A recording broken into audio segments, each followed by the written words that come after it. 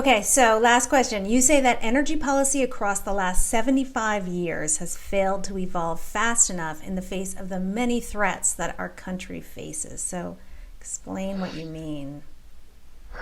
Well, what's happened, and this has been typical just for as long as the grid's been around, is that the regulation and the policy has always lagged the technology advancement. And so we know we've had these needs. We know we've had these needs for resilience in particular for quite a while.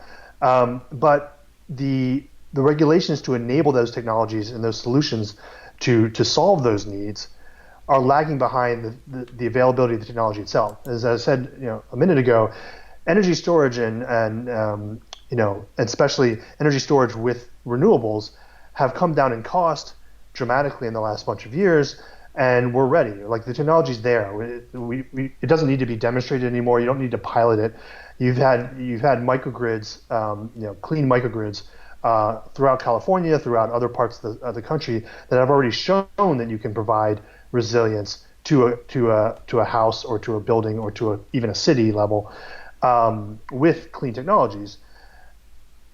It's only just now that the policies are starting to catch up to that, and so it's like there's always been this lag in the energy industry with the regulations and the policies, but what we saw, especially in California, which has now been the first state to really jump on, hey, we need to create a much more robust, larger vision, long-term roadmap for what we want to do with resilience in the system and really transforming our grid.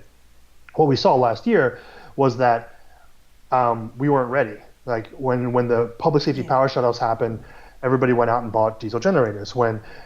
If the policy mechanism had been in place at that point, they could have gone out and bought their solar and storage systems, months in advance of the actual public safety power shutoffs, which we knew were coming.